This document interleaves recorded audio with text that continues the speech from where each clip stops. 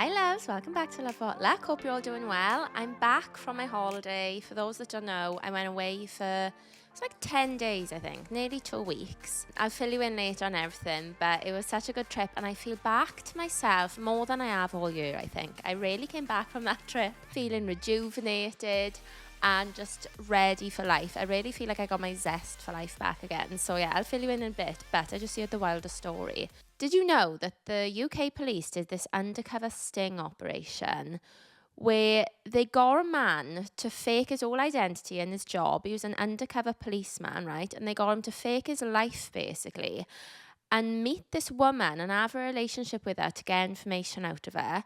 They were together for 19 years and they had a child together. And she never knew that he was undercover the whole time and that he was using her. Is that not the wildest shit you've ever heard? She sued him and she won, thank God. 19 years. Firstly, if it's taken you 19 years to find the baddie, you're obviously not doing your job right. Secondly, how traumatizing for her mostly, obviously, for the child, like daddy issues 101, and for him, I mean, it's his job, do you know what I mean? If he's like really passionate about his job, he's not necessarily a bad person, is he? Although, if my boss turned around and said to me, I need you to go and pretend to be something else and like lead someone on for 19 years, I can only assume and hope that he did really love her, because surely you can't keep that up with someone for 19 years if you don't even love him. People find it hard to stay in relationships and be with someone when they actually do love them. To be doing that, it's a skill. It's a real, unbelievably sick skill that you've got to be able to lie for that long and get away with it. I just don't think, well, it's not that I don't think, I know I couldn't. Apart from anything, I could be doing a really good job, but give me 3 margaritas, the truth will come out. I would be steaming and just like, I just have to say, have I ever told you the time I told an ex-boyfriend that I loved him for the first time and I told him when I was drunk? I literally, obviously, because I was thinking it, and I said it to him as we were getting into a taxi, like over the top of the car, and I called him like, oh, I probably didn't say, I probably called his name. And he said, yeah, and I said, I love you. And then I got into the car and I was like, no, you shouldn't have said that. And then I went, he said, what did you just say? I went, I was just joking. So much worse. But that's what I would be like. I'd be like, oh, by the way, I'm an undercover cop. I'd get in the car and I'd be like, what? It's like, oh, just kidding. And to be fair, I'd get away with it because I'd be drunk. But wow. Anyway, it got me thinking, what is the best lie that you've ever told or that you've been told? And I'm going to do this as a question box on Instagram. So if you're listening to this and you've got a lie to share that you've said or that you've heard, then come over to Instagram. I'm going to do it on both of them, at Sadie Maltby and at Love What Luck. Come and tell me the lies. I'll share some on Insta, but I was thinking I could read them out on next week's episode. I don't know if I've got an example of somebody that's told me the best ever lie, because I don't think I've ever found out something that they've lied about. Do you know what I mean? So if somebody like lied about their identity or lied about some affair they're having, I never found out by the time we broke up. So I don't know. I mean, obviously, the first boyfriend I had must have been doing some mad lies, because do I want to relive the episode? I actually had to delete the episode because I was so mortified after it. But he had an STI. So there must have been mad lies going about there. So maybe that, because I had no idea. So maybe that was, maybe that's the most successful lie. And I don't know what the best lie I've ever told is. I think the best lie I've ever told is when I'm in a job interview and I'm just telling them like how much I, really want to be, really want the job, and for all these reasons. And most of the reasons are true, but some of them are, sometimes I just want a job just to get by, like especially some of the interviews I used to go to. It's only so passionate you can be about being a hostess. Do you know what I mean? And like, oh my God, I remember my first proper PA job I had. I was going around in different industries, and I was like, right, I just need to try and get into finance. Like, it's better money, wherever. So my first PA job in finance, I remember sitting there and the lies were just coming out of my mouth though, so quickly and effortlessly. I was like, yeah, you know, I've worked in PR and I've worked in the film industry, and I just really want to get into finance now. And I just like spurred this lie and I got the job. And at that time, I must have interviewed for about 15 jobs and I got told no. And then I just made this lie about wanting to get into finance, and they gave the job to me. Although, to be fair, I'm still friends with my old boss from there, and he said that wasn't the reason that he gave me the job. But anyway, hope you're all doing well. Let's go straight into this week's story. My ex and I were together for a wonderful, amazing, and perfect 6 years. We lived together for 4 years and had 3 cats together, travelled constantly, had future plans, the works. I noticed he was pulling away a bit, but he did that a few times, so I didn't think too much into it. But he got quieter and quieter. I'd ask what was wrong and he'd say nothing. Then he started saying he wanted to make big life changes, but never really elaborated. I had lost my job in 2022, so we had to move into my mother's house. I got pretty depressed and felt really badly about not making money. I asked him for help multiple times, but I understood that he didn't know how to help. He just kept drifting quietly. In my unemployment, I set up a huge game night for our friends, built entirely from scratch. I thought he had fun. He had gotten me flowers the week before. We went to a concert a few days before. He bought me breakfast the day of. And then out of nowhere, he told me he wasn't happy and that he wanted to find himself. That is wild, because if you know you're going to break up with somebody, why are you making an extra effort? It must be guilt, innit? Buying flowers, taking them for breakfast. It's got to be guilt, but let it be known that has the opposite effect. If somebody's going to break up with me, I'd rather a slow pull away than like all of a sudden these like really lovely gestures, because it's too confusing, doesn't make sense. I know I should have seen it coming, but I felt completely blindsided. This is what Alex Cooper said, you know, the Call Her Daddy podcast host. She said this before on a podcast. She said that when she gets messages from people saying that they got broken up with or their partner cheated or whatever, they always say, or usually always say, I was completely blindsided, never saw it coming. And she always says, like, if you actually think about it in hindsight and you go back over it in your head, and 9 times out of 10, you could tell that something was wrong, but sometimes you like choose not to, especially with that. Like, she asked him what was wrong and he said no. So like when he's pulling away, she knows that something isn't right there. And lots of time, like if we acted on that intuition, like everyone always says like a woman's intuition's next level. Like everyone says if you act on it then, like you would know, you'd be able to find out. But instead we do the right thing and like ask them what's wrong. They deny it. They deny that anything's wrong and stuff's normal. So like what can you do? So then you almost just like choose to believe that everything's okay. And then you seem blindsided. But I do think like when you look back over lots of the times, you can tell. Like this one, like she said, she should have seen it coming and she probably did at the time. But you feel blindsided because obviously he denied it. She literally asked him like what was wrong and he said nothing. Oh, this reminds me actually, I've got a really good story that I saw on TikTok yesterday about female intuition. I'll tell you after this one. Okay. So he's broken up with her, wants to go and find himself. I know I should have seen it coming, but I felt completely blindsided. I had been asking him to consider marriage because we wanted to move out of the country together. He was my absolute best friend and favourite person. I was shattered. I was so confused. It felt like it was all my fault because I lost my job and was depressed that I couldn't keep him happy while I was hurting. The way that women generally, more I would say, blame themselves for stuff. Do you know that awful trial, the French trial at the minute with Giselle and Dominic Pellicourt? Is the husband that like drugged his wife for about 10 years, invited people to rape her. Wild. Even in that, like I've been reading bits of it, she says like I wondered if it was revenge for an affair I had.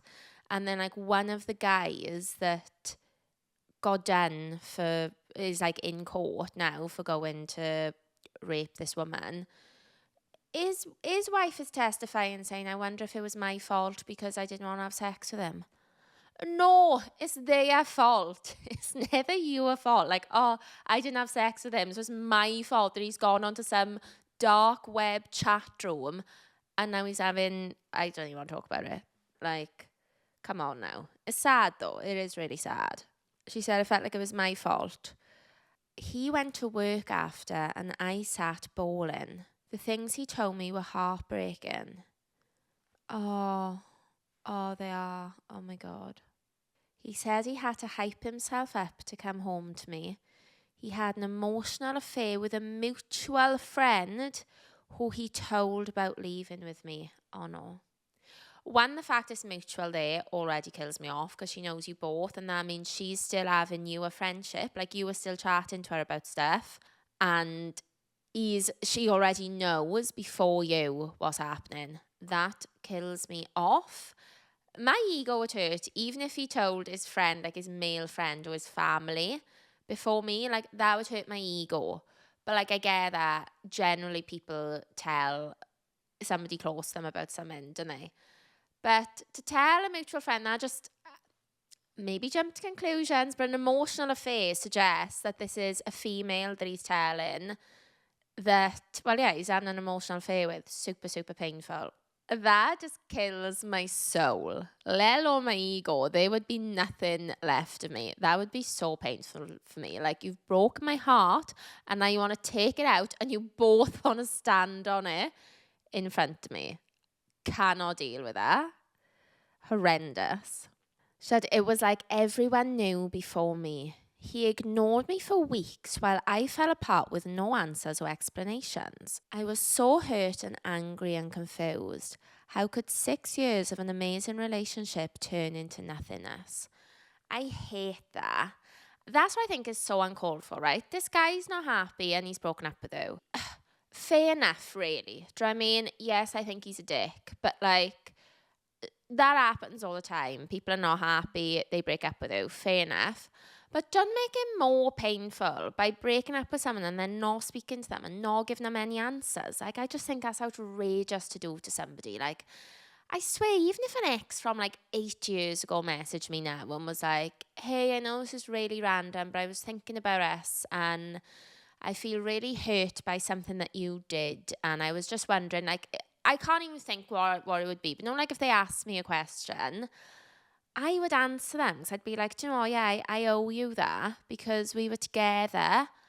Like, we cared for each other. And just because we're not together now doesn't mean I've got to be an absolute bitch to you. Like, obviously it's different if you're with somebody, you would like check with your partner. And obviously you've got to be respectful and stuff. And I'm not saying like if an ex messaged me being like, hey, remember this TV show? It was funny. I'd be like, keep that to yourself. Let's not go down memory lane together today. unless I wanted to go down memory lane as well. Whatever, it's a different thing. I'm just on about it. If I broke up with somebody and I broke their heart, and then they are messaging me, asking me for questions, what type of person can you actually be to not answer them and to not help them through it? And I know you can't do it all the time, but like, come on, you've just broken up with somebody of 6 years, even though you'd gone out. That's the worst part, buying them flowers, like acting all normal, and then just dumping them. It's just like such a shit thing to do. So to then ghost and make it so much worse, that I just can't understand. I find that so scary, how you can be in a relationship with somebody and then they can just switch. Like, we've had stories like that before, haven't we? Where like they're in this super loving relationship and then next thing you know, they're with somebody else and they're ignoring your calls and they're like a horrible person.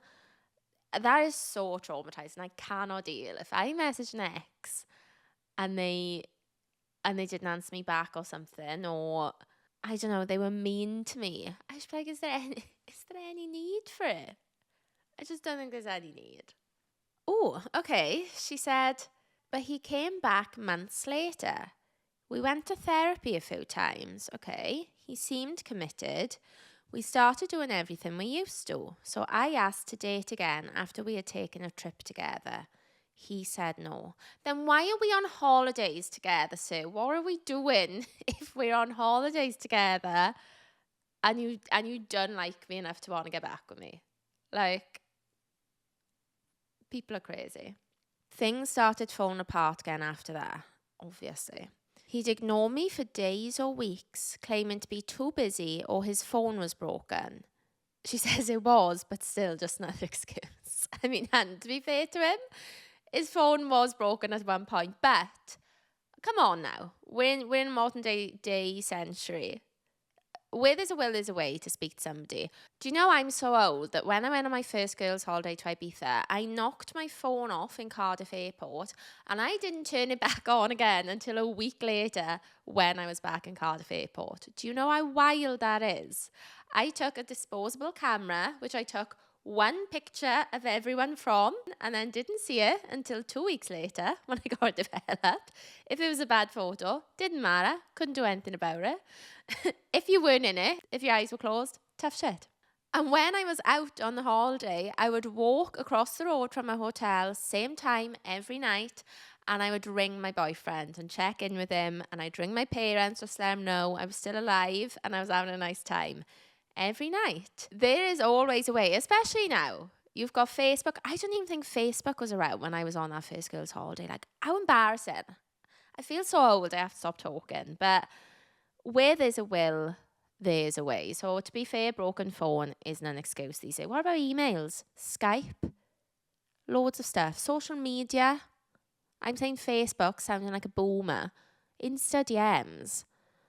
Sometimes me and the girls communicating on TikTok DMs for no reason. Like we go from WhatsApp and then we're on TikTok DM talking. Like, come on now. A library.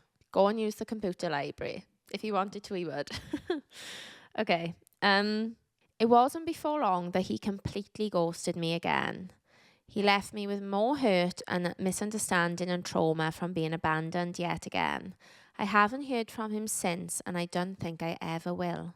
The breakup left me so damaged that I never want to date again. Trusting someone so much who can hurt you over and over again is just too hard. I barely survived, honestly. I needed antidepressants and anxiety medication. I needed tons of therapy and a lot of help. And I'm still not done healing, and I don't think I ever will be.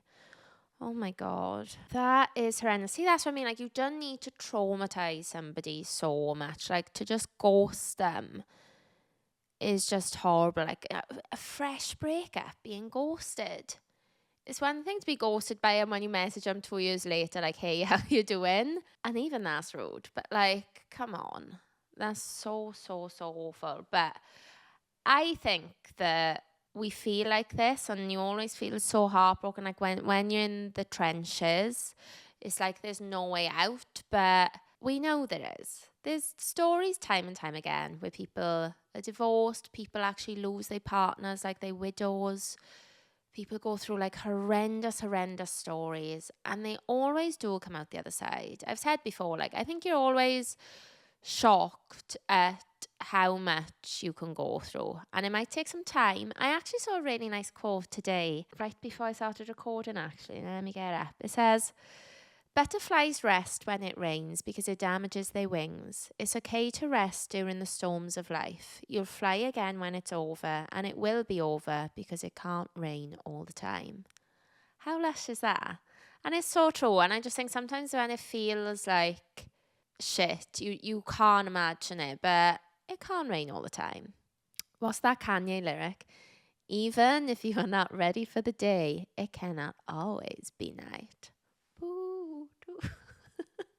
I'm not going to attempt to do the Kanye beat, but preach that. Says she, you can tell I've come back from holidays feeling like a new person. Do you know what? I vlogged it, so I won't tell you too much details because I really want to edit that vlog and I'm going to get it out ASAP. But basically, you know, my friend Amelia moved to San Diego. So I had lots of annual leave left. Shocking, I know, because I've gone away quite a bit this year, but I did. So I was like, right, I'll go over to America to see Amelia, but I've done San Diego twice now, so I didn't really want to spend like a week there. So I met her in Austin in Texas, because we've always wanted to go to Texas together, and it did not disappoint. It was cowboy, but it was like cowboy and country, but it's also Austin, so it's like a little bit of a city, I suppose, you know, like, so it was still like party vibes. It was so much fun. I had such a good time there.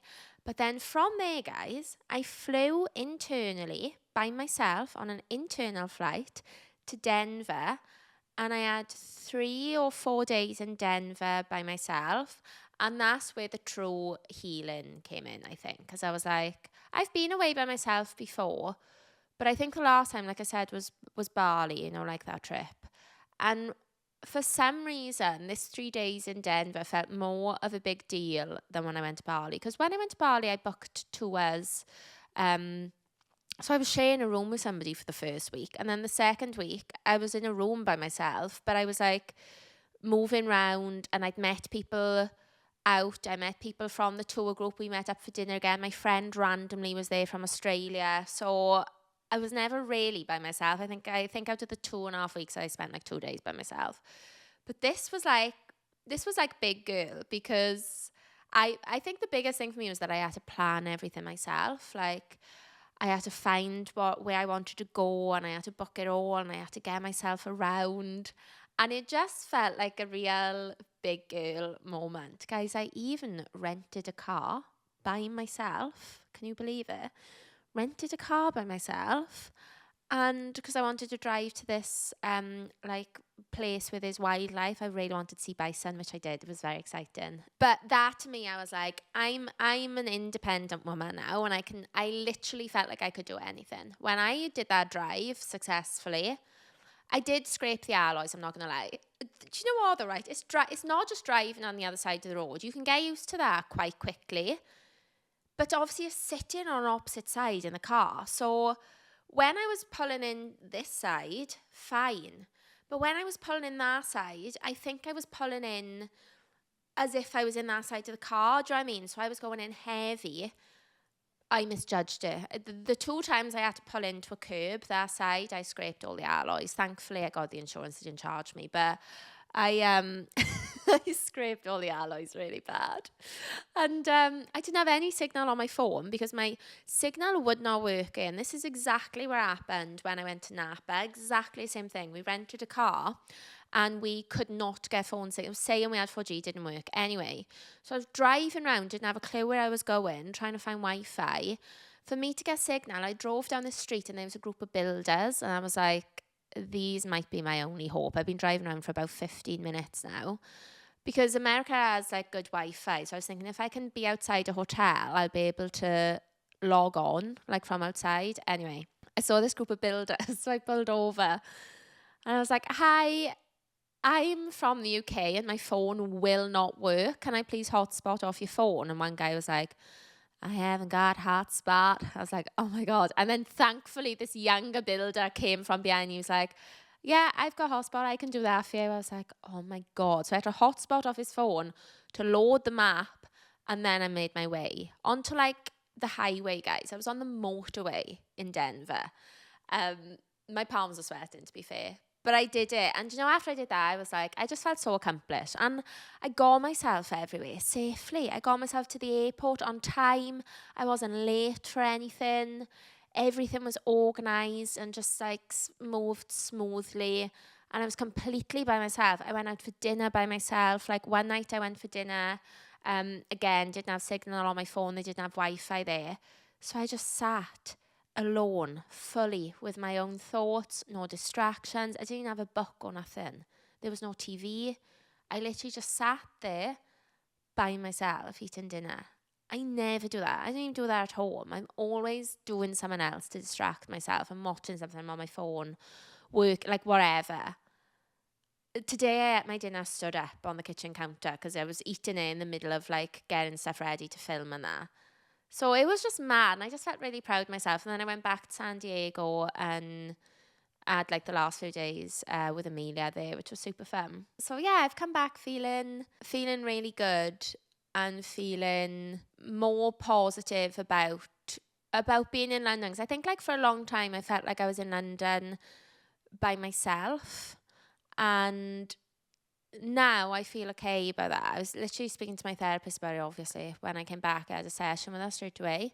And I was like, I did so much in Denver. I was like, I was getting up every morning early, going to get like a Starbucks and walking. And I said it was really nice. And I said, I just felt like I filled all my days. Like I wasn't on my phone. I was like getting up, obviously because I had to be places to go. Like I did book a tour there as well, like mountain tours and stuff. And because I had to stick to that time, and because I was on holidays, I was like, well, I'm not just going to sit in a hotel room by myself. So I really feel like I made the most out of my days. And then my therapist was like, well, what's stopping you doing that in London? Like, you could do that here. And I was like, so true. So stay tuned. This is going to be like, it's going to be like I'm reliving London city life again. Because like when I first moved, I was doing stuff all the time with my friend and that. But I don't know, like sometimes you just get used to a place and then I end up just thinking, oh, well, I'm not going to go into Central today. I'll just go here. And, you know, things can seem the same. But actually, one of the things I love about London is that there's so many places I haven't been to. And I can, like, I'm going for dinner Wednesday night to a place I've never been before. Like, there's so many places like that. And I think sometimes I definitely had in my head, like, I went out with the girls before I went away and we were like, oh, where to go? Like, we've been everywhere. And sometimes I think it's easy to feel that way when you've been somewhere a long time. It's easy to feel like it's the same and it's boring. But actually, sometimes it's just your mentality. So stay tuned, guys. Stay tuned for the London Chronicles. Just in time for Christmas. My friend's coming up on the weekend, actually. Abby's coming up on the weekend, and we're going to do all the Christmas activities. So, yeah, I'm excited. I'm probably going to vlog that as well, actually. Anyway, so, yeah, I'm feeling good. Make sure to subscribe if you're watching on YouTube, because I'm definitely going to be posting the vlog there. So, yeah, make sure to subscribe so you get the notification. And I will also share the link on my Instagram when it's live at Sadie Maltby. Right, let me tell you about the story, right? And this is how you know that a woman's intuition is never off, right? So this woman was with this guy, I think, about 8 years, teenage sweethearts, never done anything wrong, very happy couple, intertwined friends, great life, right? And then they got engaged, planned all the wedding, and he had his stag do. And part of the stag, they went to a strip club. She knew about it. She was okay with it. Typical like stag do, goes to a strip club, wherever. Anyway, she finds out after, like right before the wedding, that he had a private dance from a stripper. And she just immediately hated it, obviously. Like, no one else around. Why do you need a private dance for? And just like straight away just felt like something was off. But everyone made her feel crazy because he was like, well, I didn't cheat. I literally just had the private dance. Like all the boys paid for it. Nothing happened. I would never do that. And this guy, like, I don't even know if he'd been to strip clubs before. He had a clean record. And everyone, like his family, even like her friends, everyone was like, look, because she fully broke up with him and wanted to call off the wedding. Like she broke up and she was like, no, I hate this. I've got a bad feeling about it. And she broke up with him. And everyone was like, surely you can't call off the wedding for this one thing that your partner's done when you've been together 8 years and it's fine. And like everyone made her feel crazy basically, but she stuck to it. And her intuition told her like something wasn't right. And she was just like, no, I'm not doing it. So she went through with the breakup, called off the wedding. The next week, or maybe 2 weeks, I can't remember the full details, the man is posting up on his Instagram, him and the stripper. They had exchanged details that night. And he was now flying out to see the stripper from Miami, I think it was. Can you even deal? And the girl that was saying the story said that the girls look exactly the same. And that's why you should always trust your gut. As I always say, it just never lets you down. But how wild is that? Also, how stupid of him. You literally been together with somebody for 8 years, you married them, and then you literally just throw her all away to have a lap dance off some stripper. And now you're convinced that like that's the person for you. Come on now. No, I'm just thinking about the lies from earlier, about like the best lies you've told, whatever. No, I watched the other day, First Daughter. If you haven't seen it, I'm not sure I can recommend it because watching it as an adult, I'm not sure if it's a good film or if I just love it because of the nostalgia. But me and Lucy, who's been on the podcast, we used to watch that like all the time together. It's Katie Holmes and she's the first daughter, which is like obviously the daughter of the president, and she goes to uni and she kicks off because of all the security anyway. So the father like drops down the security levels, and then she meets this guy. His name's James. He's hot, he's kind, he's in her dorm. And they go to this party together, and somebody's got, it's a fake gun, it's like a water pistol or something. But oh no. Oh, it's either that or there's a crash. Oh, it's a crash, that's it. Wrong part of the film. That does happen. But anyway, right, they're in another part of the film and a crash happens whilst they're at this dance. And obviously it's all panic station, so all the guards are running, and she's with James, so she's being escorted out, and she gets in a taxi. Well, it's not a taxi, it's obviously like a special services car, wherever, and looks up at him to get in with her, and he shuts the door in her face and he goes, Lucky Charm secured, because that's what her nickname, Lucky Charm secured. That's me trying to do an American accent. I sound Irish. Lucky Charm secured. That is so hard for me to say, because I would say secured. Secured. Wow, who knew? Anyway, he shuts the door and he says, Lucky Charm secured, in her face. And she looks at him and she realises the whole time he wasn't a guy that was just interested in her. He was the security guard, and he was hired by her father on the sly as an undercover security guard, like that real life story. It is so heartbreaking. Oh my God. Yeah, that was another good lie. It is a good film. It's on Netflix. I was really chuffed. I hadn't seen it for ages. But I mean, I've spoilt the old gist of the film for you now, so sorry about that. But yeah, that was a convincing lie. Oh, also, I saw online the other day, right? If a guy does this, it's apparently a very big red flag. If they are with you and they walk ahead of you and they don't let you go first, it's apparently a massive thing that they don't consider you. It suggests that he's focusing on his own path, he's walking at his own pace, because if he can't slow down and walk with her now and offer her support, then he's not going to do it in the relationship, and he's not going to do it in life. It apparently has this like really deep meaning. And he said that a true gentleman always understands that walking together means you're very present and you're attentive and you're like equal with your partner and you're doing stuff together.